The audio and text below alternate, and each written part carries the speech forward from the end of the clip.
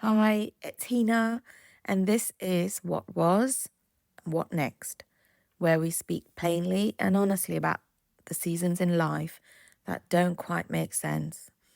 Today's episode is called The Lonely Leader Who Won't Burn On. For those of you in a season where the fire has faded, this one's for you. It's not about burnout, it's about a deeper truth. You've changed and the life you built no longer fits. And now you're leading through a season you can't explain. Well, you're not alone, but you might be lonely. There's a particular kind of loneliness that's hard to name.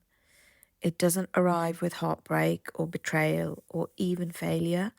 It comes quietly in the wake of success, when you've built something strong, a business, a reputation, a rhythm of life, and then one day you realize this isn't it anymore. Not because it's broken, not because you're not grateful, but because something inside you has shifted and what once felt like home now feels like a role that you're playing. You're competent, you're capable, you're just not connected. You don't want to burn on. You don't want to fake fire you no longer feel. But that choice to pause, to stay honest, to not rush into the next thing is a lonely one. Because, well, who do you talk to? You can't talk to your team, not really. You're their steady point. They look to you for clarity. You can't show up with doubt. You can't talk to your clients? Not at all.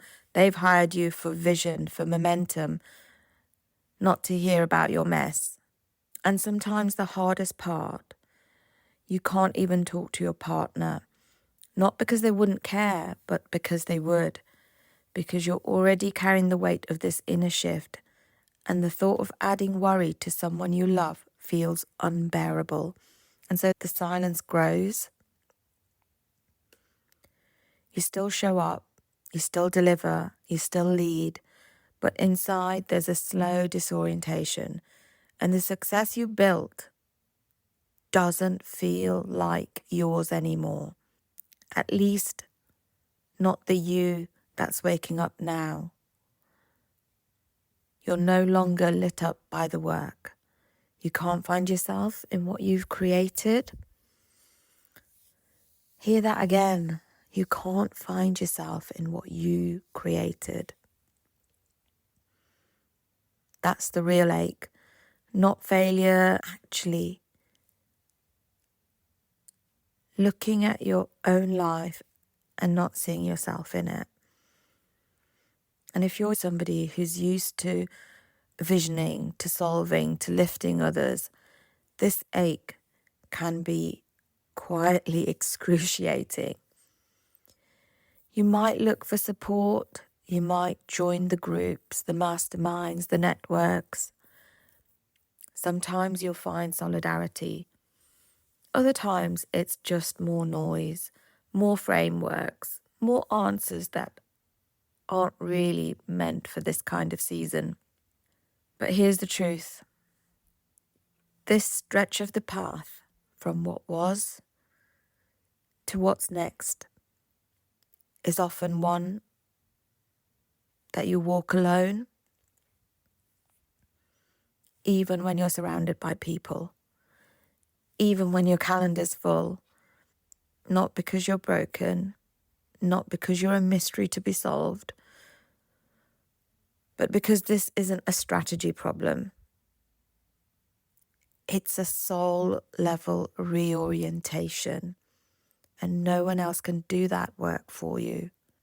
And I slowly learned that this kind of loneliness doesn't mean that you're lost.